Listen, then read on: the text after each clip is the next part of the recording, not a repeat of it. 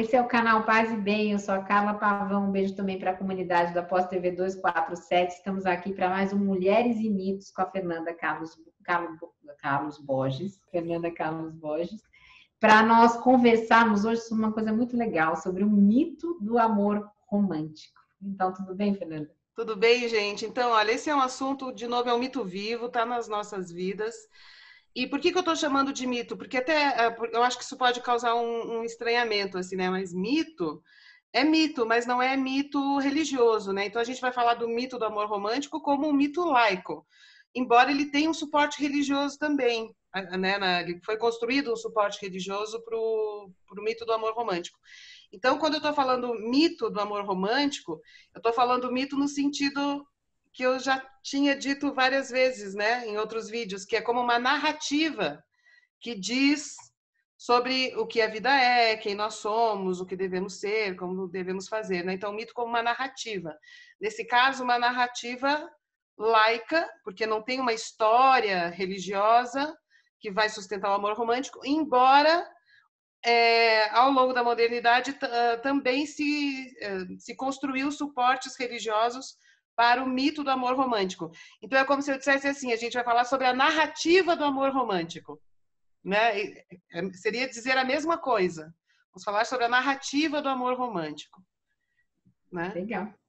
Legal, interessantíssimo.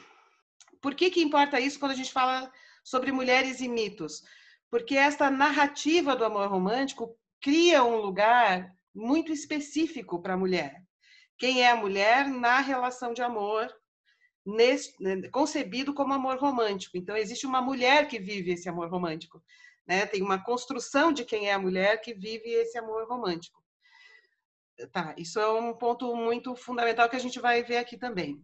Outra coisa, quando a gente fala amor romântico, a gente não está falando do amor. A gente está falando assim, não estou falando do mito do amor, a gente está falando do mito do amor romântico, que ele é bem situado, ele é histórico, ele é datado, ele acontece num certo tempo, e ele tem uma série de características que só se explica quando a gente entende a sociedade que construiu o amor romântico. Tá? O amor romântico não é a paixão, não são as paixões gregas, por exemplo, né, do Zeus traindo o tempo todo a mulher dele e vivendo paixões enlouquecidas, assim, essa coisa da paixão entra no amor romântico, mas ela entra muito disciplinada, ela entra de um outro jeito, que é o que eu vou explicar aqui para vocês. Então, a gente vai tentar desconstruir um pouquinho. Bom, então a gente vai tentar entender um pouco o que é o amor romântico e tentar dar uma desconstruída nele. Porque o amor romântico, embora seja uma narrativa muito bonita, ele cria vários problemas, inclusive violência. Inclusive a violência. Então, o que é o amor romântico? Assim, ó, que duas pessoas, vamos lá, resumindo a narrativa, duas pessoas que não se conhecem, que as famílias não se conhecem, que ninguém se conhece, vão se encontrar em algum lugar e, ao se encontrarem, elas vão perceber que uma é metade da outra, que elas se completam, que elas formam um só. E este um só completa em todos os sentidos, completa afetivamente, completa mentalmente, completa sexualmente e completa institucionalmente também. Por quê? Porque vai ser esse encontro né, que envolve essas caras metade ou essa alma gêmea, é isso que passa a ser o fundamento para o casamento. Então, também o amor romântico passa a ser um fundamento da instituição do casamento num certo período da história. Certo? Essa é a narrativa. Então, a narrativa ela é muito bonita e ela tá em muita, assim, ela é uma narrativa que aparece em muitos filmes, em muitos livros populares, né? Das pessoas que se encontram, tu tá andando, a pessoa, daí cai um negócio, aí junta e olha nos olhos, aí rola aquela coisa do encontro, da paixão, e aquilo faz com que a vida das pessoas se tornem completas, e daí elas casam e termina a história, porque a completude se realizou neste encontro. Todo mundo quer viver isso, né? É meio assim, as pessoas se decepcionam um pouco comigo quando falam assim, você é espírita, você acredita em alma gêmea? Eu falo, não, não, Ah, mas eu não tô acredito. procurando, eu queria tanto. Boa sorte na sua busca, mas para mim não existe. Pode ter almas companheiras, né? Mas assim, Sim. fechar e virar um só é a questão do amor romântico. Qual é o principal? Quando que surgiu o amor romântico? O amor romântico ele começou a ser construído, né? A narrativa do amor romântico, quando começou a se desenvolver os grandes centros urbanos na modernidade e que o casamento, então, ele não podia mais ser negociado pela família. Sabe, eu conheço fulano de tal, aquela mulher ali pode ser uma boa esposa, aquele cara ali pode ser, ou mesmo não pensando em boa esposa, mas pensando assim, esse casamento vai agregar propriedade, esse casamento vai ser estável. Quer dizer, tinha toda uma negociação, e ainda tem algumas culturas, de arranjar casamentos, porque o casamento é uma instituição e essa instituição tem que durar. Então era muito pensado isso, articular como é que a gente arranja esse casamento de modo que ele tenha duração, que ele garanta a propriedade, que ele garanta o cuidado dos filhos, que ele vá em frente até o fim, né? Quando as pessoas começaram a sair das zonas rurais e começaram onde tinha essas redes, né, de conhecimento, de amizade, de vizinhança e tudo isso, e foram para os grandes centros, elas iam sozinhas para o grande centro, né, para arrumar emprego. Então, houve uma individualização muito grande das relações, porque as relações já não são. Pensa em São Paulo. As pessoas com quem você convive hoje são pessoas que têm a ver com famílias que você conhecia, o teu marido tem a ver com família que você já conhecia. As pessoas vão se encontrar nas ruas, no trabalho, no lazer, elas vão se encontrar ao acaso, né? E a referência que se tem daquela pessoa passa a ser do indivíduo, não é mais a referência familiar. Ah, conheço o pai, Então, conheço a mãe. poucos lugares conservam esse bairrismo, né? Aqui na Zona Leste, onde eu vivo, no Tatuapé, tem muito isso, né? Você conhece até a terceira geração, mas é uma característica totalmente fora, porque as pessoas mudam, né? De bairro, de lugar. Aqui não, né? Aqui parece uma dinastia, entendeu? Ah, eu lembro do seu avô, da sua avó, mas eu não acho isso nada interessante. Não, da cidade onde eu vim, que é uma cidade pequena, ainda as pessoas conhecem a família, eu sei quem é o pai, sei quem é o tio. Ah, você é filho do fulano de tal, você é primo de não sei quem. Mesmo assim, as novas gerações saíram para estudar, foram trabalhar fora, acabaram se mudando e conhecem pessoas estranhas que não têm o menor lastro familiar, de relação familiar, e entram na família e tal. Então, isso teve uma coisa interessante que é a individualidade, né? E também a individuação, você se reconhecer como um sujeito independente, que você pode fazer o seu destino. E isso tem tudo a ver com a mobilidade social dessa situação de urbanização da vida, né? Dentro da modernidade. Só que assim, então o que começou a ser construído nessas condições como fundamento do casamento? O amor. Ou seja, você precisa, quando você encontrar alguém que mexa com as tuas emoções, que mexa com o teu desejo, você gosta pra caramba daquela pessoa, assim, apaixonadamente, daí você casa. E um casamento que é sustentado neste amor apaixonado, que é uma característica do amor romântico, ele não vai durar muito, porque o tempo dessa paixão não vai ser 15 anos. Ela vai ser 6 anos, ou menos, ou de repente, sei lá, 8, chutando alto, assim, né? Então, essa relação, o casal casa e tem filhos, aí os filhos dá um desgaste no romance, né? Os filhos tiram tempo para namorar, tiram o tempo do namoro, produzem o cansaço com as noites mal dormidas, então não tem muita disposição mais um para o outro, porque tem ali uma urgência que é cuidar de um nenê e tal. Tudo isso destrói aquele enamoramento apaixonado. E nesta hora as pessoas também pensam que acabou o casamento, né? Eu não gosto mais dele, não gosto mais de mim e tal. E tanto que é estatístico, né? Muitos casais separam depois que tem o primeiro filho, porque na cabeça dessas pessoas o que tem que sustentar aquela relação é aquele sentimento apaixonado que gerou a vontade de união, que gerou o casamento. Mas não porque as pessoas pensam isso espontaneamente, é porque é isso que foi dito que é para ser, que o casamento tem que estar sustentado nisso, certo? Bom, nada contra a dissolução de casamento. Eu já dissolvi casamentos na minha vida, né? Isso, 3. Estou no terceiro e até que está durando bastante, já faz 20 anos quase.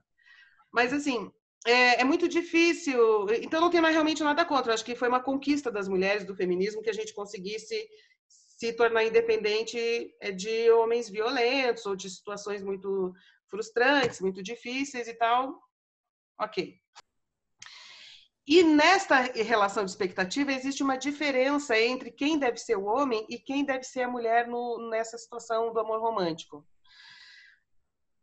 Porque foi assim, agora olha só, detalhe que eu devia talvez até ter dito antes, que é muito importante, porque, olha, a gente está falando século XIX, XX, a gente já está no XXI, então talvez já tenha mudado um pouco, mas nessa construção do amor romântico inicial, era assim, tá, o casamento tem que nascer desse encontro mágico, né, das caras metades, ok.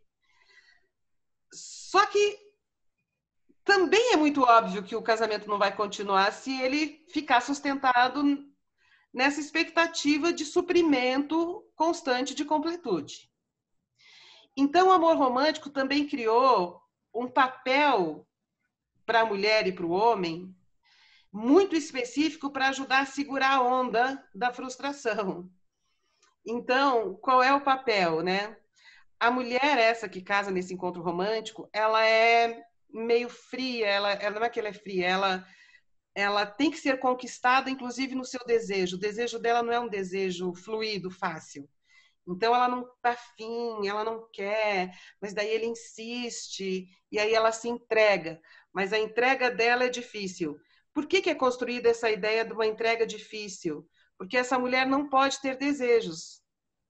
Se ela tiver desejos, ela não vai permanecer no casamento.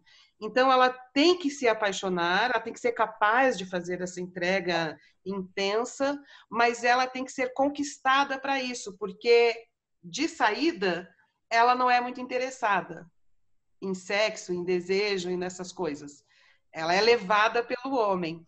Então, a mulher frígida, a mulher que tem dor de cabeça, a mulher que não está afim, a mulher que não gosta muito disso, é a mulher do amor romântico, que vai ser conquistada pelo homem e ser levada à entrega.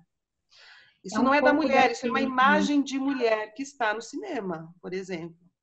Tá naquele.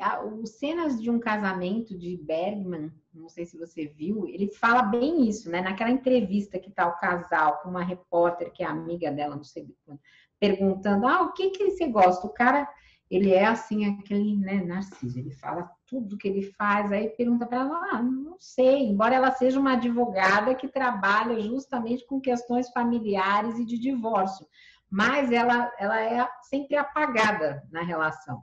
E a gente, até hoje, né, leva isso às vezes nas relações, às vezes você tem dificuldade, porque às vezes o cara acha que ele tem que ser um show e você, né, vai batendo, não vai tolerando aquilo, Isso, né? é ele que leva a chama, essa é a ideia.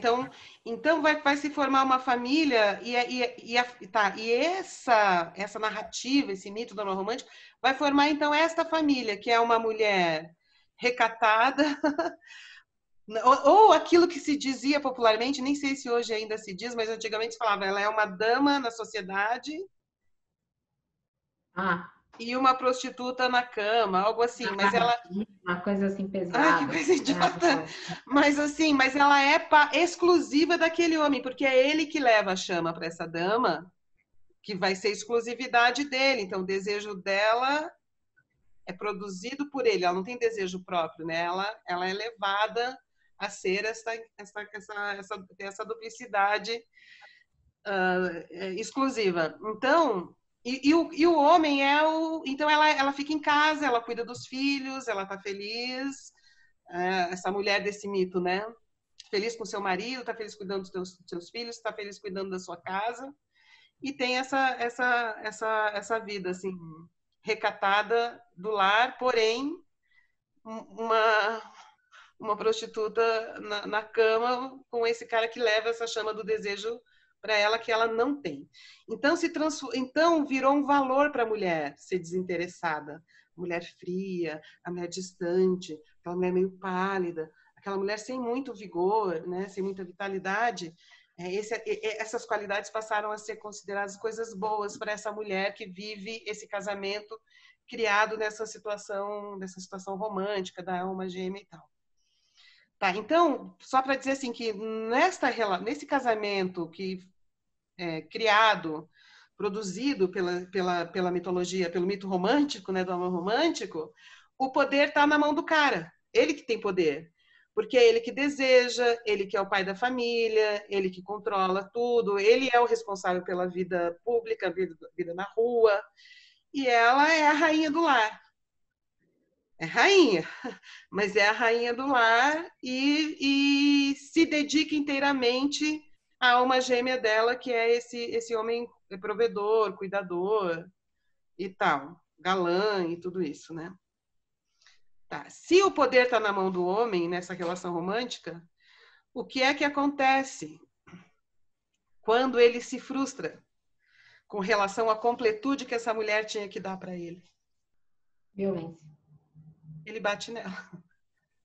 Inclusive, eu vi o vídeo, né, da campanha aí contra a violência da mulher, né, que aqui no Brasil se convencionou que você faz um risco em vermelho, um X, né, na mão, e mostra nos lugares para que saibam que você é vítima de violência. Mas, por exemplo, eu vi no Canadá, é uma coisa que supostamente é mais simples, porque você não vai andar com um negócio vermelho, a não ser que seja um batom, né, até você fazer o X e mostrar, né, então, a mulher faz assim, né? Ela faz assim, um movimento assim, e aí a pessoa já sabe que é violência. Então, seja qual for, né, o movimento, é sempre bom a gente ficar atenta, porque na quarentena a gente sabe que isso é um problema que está muito, muito grave. Tem uma outra pandemia, né, que é a pandemia de violência que nós estamos passando. Então, essa mulher, assim, como que eu queria dizer que, claro, se a violência contra a mulher, ela não é invenção do amor romântico. Se você pega o Velho Testamento, ele ensina como bater numa mulher com vara, a mulher desobediente. Então, isso é do patriarcado, isso não é do amor romântico. Mas, quando o amor romântico ele cria uma expectativa muito grande de realização plena naquele encontro, que gerou aquele casamento que tem que ser maximamente satisfatório, na hora que a relação frustra, porque não vai ser satisfatório o tempo todo, por muito tempo, alguém tem que ser culpado. Você traiu, você traiu assim, você traiu a minha confiança que você me daria felicidade para sempre, né? Você traiu o meu desejo de felicidade, você traiu a completude que eu esperava, mais ou menos isso, resumindo, né? E se o poder dessa frustração está na mão do homem, é ele que vai exercer a violência contra aquele que é o culpado pela frustração. Então, você já não é mais tão boa como você era antes, você é uma preguiçosa, você engordou, você já não é mais tão linda, você não é uma boa mãe como você deveria ser, você me desobedece, não me desobedece como deveria obedecer, né? Você frustra a completude que eu que eu esperava que você me desse. E aí tem um outro agravante que é muito importante. Na família nuclear, as pessoas estão longe dos outros. Porque numa vida urbana, que você vive uma família nuclear e tem ali alguns filhos, a rede que vai ter mesmo, assim, talvez seja a escola, né? Por isso que a escola é tão importante para identificar a violência, né? Mas assim, a pessoa não está ali convivendo, ela está dentro de um apartamento ou dentro de uma casa, ela não está tendo uma vida social intensa. Se ela pega um carro, se ela vai ao supermercado, ela vai de carro, vai de ônibus. Então, assim, não tem muito uma trama, é como se a gente não se olhasse muito. A gente não olha muito o que está acontecendo com o vizinho e se olha para o vizinho também, às vezes não quer se comprometer porque não se sente íntimo o suficiente. Então, uma das características da família nuclear que foi alimentada pelo mito do amor romântico é o isolamento dessas famílias, né? E se a mulher, então a mulher ela está muito presa à relação, a família ela é pequena, ela é sufocante, ela é controladora, as pessoas se controlam e se violentam ali dentro. Então, por que eu falo da frustração? Porque quando é um casamento arranjado, você fala assim, o casamento é arranjado, eu vou ter que cumprir o meu papel aqui, né? De esposa, de mãe, vou fazer a costura, vou cuidar dos filhos, não está esperando muito do casamento, assim, você está cumprindo, pensando em cumprir a sua função. Mas quando tem uma expectativa de completude, aumenta demais a frustração com relação ao casamento. E os casais que sobrevivem muito tempo é porque eles amadureceram muito a capacidade de conviver além da expectativa romântica. E que às vezes tem um pensamento mais prático, logístico, né? Tipo assim, já não me completa mais como um todo, ele é meu amigo, ele é meu namorado, ele é o meu pai, ele é tudo para mim, né? E vice-versa. Mas me ajuda a levar a buscar filho na escola. Mas tem aí uma parceria. Troca a lâmpada, não sei Troca a trocar a lâmpada. lâmpada, é. Mas tem toda uma logística de vida que compensa. Né? Mas somos amigos, conversamos, mas de vez em quando rola uma transa gostosa, vale a pena, né? Então é muito importante que os casais não depositem tanta expectativa um no outro, e nesse sentido que tem que se libertar do amor romântico. Talvez tenha que construir um outro olhar aí que a gente ainda está aprendendo qual é. Entendi, tá bom. Eu acho que essa libertação, né, do amor romântico também é um processo de independência da mulher, né? Porque na medida em que você não espera que o outro te complete, você também não espera mais nada, né? Você não espera Exato. para ficar rica, para ser sustentada, para nada. E também tem uma coisa, tem uma fala que eu achava terrível, que de criança eu ouvia muito, que é assim, ó, roupa suja se lava em casa. Você ouviu isso quando você era Em criança? briga de marido e mulher, não se mete a colher. Essas falas são falas que privilegiam esses homens, esses patriarcados, né? Eu acho assim, e até hoje isso acontece, porque às vezes quando você vê uma mulher, e a gente vê muita mulher progressista, vai lá na rede social e fala, olha, eu separei mesmo, ele era abusivo, ele era isso, ainda tem gente que fala, nossa, mas não precisa falar isso nas redes, não precisa falar. Ué, se ela está disponível para dizer, para fazer aquela fala, ela sente essa necessidade, por que ela não pode? É por causa desse mito do amor romântico, que você acaba formando esses lugares tão circunscritos que você não pode dizer nada. Essa fala Família para mim nuclear, é a família nuclear que ela é muito privada. Ela é o casal e os filhos isolados de toda a cheia de rede. segredos, né? Até que você Isso. descobre que você tem um irmão que você não conhecia, uma irmã. O Ah, segredo é tanto que um dia você descobre, né? aí você citou uma coisa muito interessante, porque o amor romântico talvez não tivesse acontecido se não tivesse havido o amor cortês antes. Mas o amor cortês, ele é diferente. O que era o amor cortês? Era o cavaleiro que não tinha a sua própria família, a sua própria mulher, porque não tinha disponibilidade de mulheres para todos, né? E ele tinha uma paixão distante pela dama. Ela era casada com um cara ao qual ele era submisso, né? Submetido. Então ele era tipo o guardião desta mulher, né? Então ele acha ela linda, ele vê ela penteando os cabelos e fica encantado. A pele, ela é uma mulher endeusada, assim, super valorizada, mas ela é inatingível, ela é distante. De qualquer maneira, foi um momento interessante de dizer que a mulher tinha valor e que o cavaleiro se submetia ao desejo dessa dama. Porque a dama dizia, vai fazer isso para mim, me salva de tal coisa, resolve esse problema. E ele ia como um devoto mesmo, né, do amor pela mulher. Só que ele não era casado com ela. E aí durava. Podia durar 20 anos essa devoção, porque eles não conviviam, né? Então, assim, na narrativa do amor romântico, no mito do amor romântico, de alguma maneira diz isso, assim, o cara encontra e supervaloriza a mulher e gosta dela, mas não é bem assim, porque ele supervaloriza o encontro da alma gêmea, mas de uma mulher que vai ser submetida a ele dentro do casamento. Então, assim, começa com uma supervalorização e termina com depreciação, com violência, porque ela não vai conseguir corresponder a tudo que se espera, né? Então, é muito importante mesmo para a mulher se libertar das expectativas românticas. E eu concordo contigo mesmo. Eu acho que o amor romântico está, assim, o amor romântico aos poucos está deixando de reger as expectativas, na medida em que as mulheres entendem que não precisam mais da alma gêmea para sustentar as suas vidas, né? Felizmente. A gente É, está e é saindo preciso. do livro A Moreninha, né? Lembra aquele livro A Moreninha que tem Lembro. o ápice, né, daquele romantismo, né, que a moça fica lá e o cara vai se apaixonando.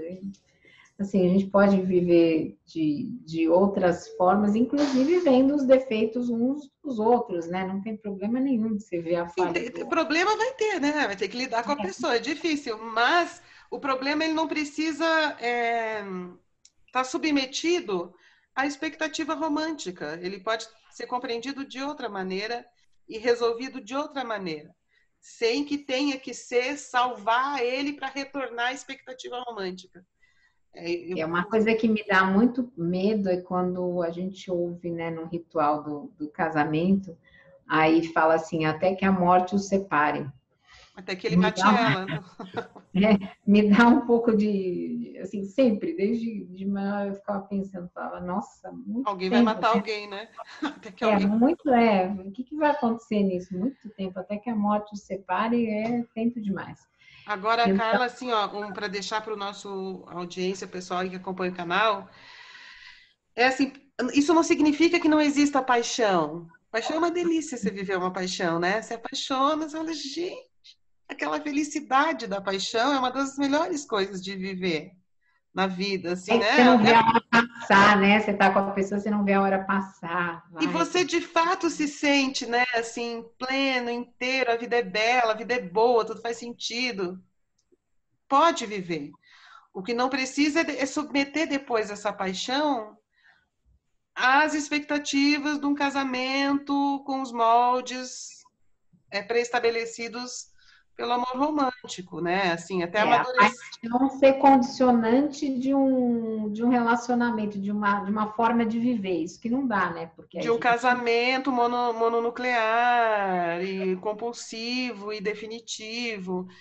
A gente precisa talvez aprender a amadurecer mais a frustração com relação à expectativa do amor romântico, né? Isso criar um outro imaginário sobre isso. Então, o que eu estou dizendo para vocês não é assim para ficar super objetiva, calcular, né? Se joga, assim, não tem problema, né? Na paixão é bom. Mas quando você tem filho, quando você tem essa responsabilidade familiar de cuidar de crianças, talvez os critérios para manter o casamento sejam outros. sim. Talvez sejam outros. E não precisa ser para sempre, viu? E não precisa ser dentro do mesmo teto também, né? Mas assim, eu Não, acho que ter maior objetividade nessa parceria que se chama casamento. Mais objetividade. O quanto é possível ter algum tipo de relação de confiança na parceria com essa pessoa e tal. E outra coisa, o casamento também não precisa suprir todas as necessidades. Você pode ter amigos, porque o teu companheiro não precisa ser teu melhor amigo, teu tudo. Não precisa. Você pode ter melhores amigos com quem você se dá melhor para conversar certas coisas do que com o seu companheiro. Ele não precisa ser seu melhor amigo, né? Ele não, às vezes, em alguns casos, não precisa nem ser o seu melhor amante. Tem muitas pessoas que mantêm um casamento porque objetivamente ele compensa, inclusive em convívio agradável, responsabilidade com os filhos, e que tem satisfação sexual fora do casamento. Tem pessoas que fazem isso. Isso era proibitivo até um certo tempo atrás, em função do controle da sexualidade da mulher.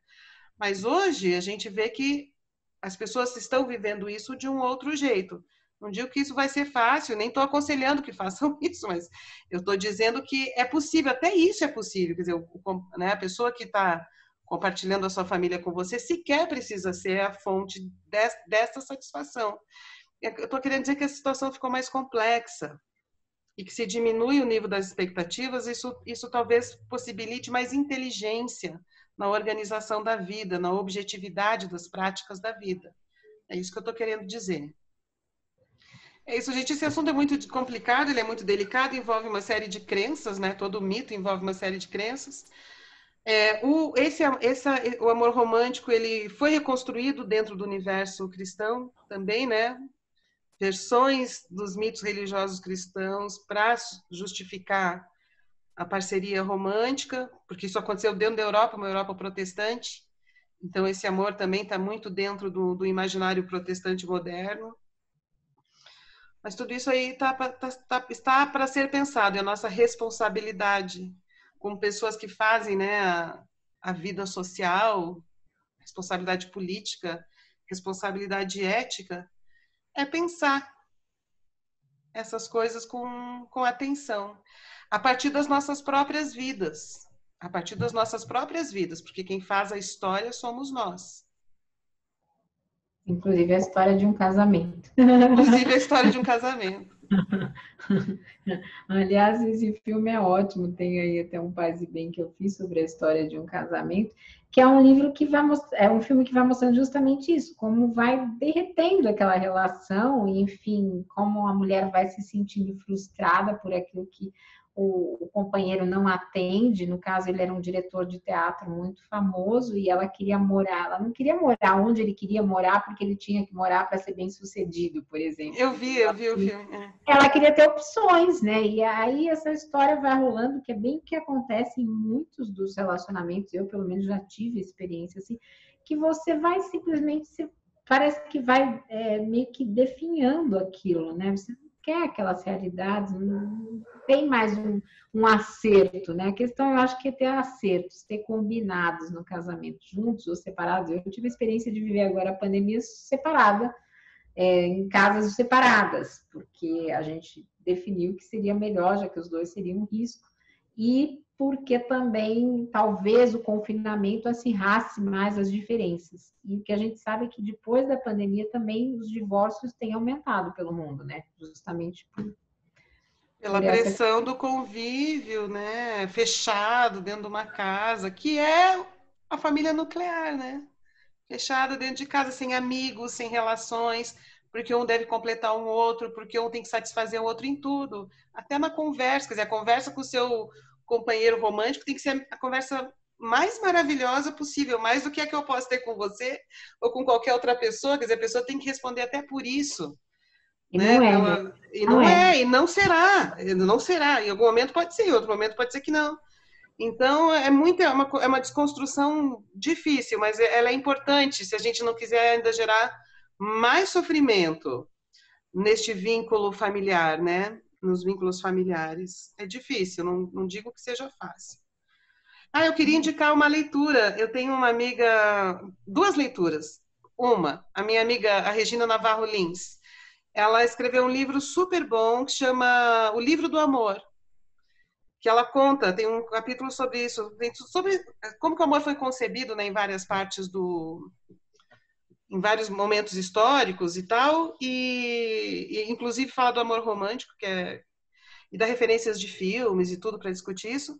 E também queria indicar o meu livro, A Mulher do Pai, essa estranha posição dentro das novas famílias, porque fala das mudanças que as mulheres estão vivendo nessas novas famílias de recasamento. Então, isso muda o papel familiar, muda as expectativas que se tem do que é a família, cria um papel novo dentro da família, que é a mãe, que é a mulher do pai, que é uma posição bem complicada, difícil. Bem incômoda. Então... Porque você acaba ficando num vácuo, né? Que você não é nem A nem B, fica meio perdido ali, né, na relação. E são redes familiares que não é do par para sempre, né? Porque teve uma separação, teve um recasamento. E que pode haver outra separação, outro recasamento. Então, não é uma rede, não é uma estrutura de família pautada no par romântico inquebrantável. É diferente. E ela pode até ser melhor na medida que amadurecer o processo, porque ela é uma rede maior. Então, se a gente consegue conter que essa rede não aumente a treta, mas aumente a solidariedade, vai ajudar. Mas essa treta é complicada. No meu livro eu falo da treta. Mas se a gente, na medida que vai amadurecendo e possibilitando diminuir a treta, pode ser melhor para todo mundo, porque vai ficar menos pesado para cada um. Legal. Vamos tentar, né? Ver se a gente conhece. Mas esse aí eu li, gente. Esse aí eu posso recomendar porque eu li, e o outro eu vou buscar conhecer. Então, acabamos? Acabamos. Acabamos. Então, esse foi Mulheres e Mitos de hoje, com a Fernanda. Se vocês puderem, se inscrevam no canal Filosofia e Movimento, também no canal Paz e Bem. E até a próxima sexta-feira. Um beijo grande. Obrigada, gente. Até semana que vem. Vão para o canal Filosofia em Movimento visitar.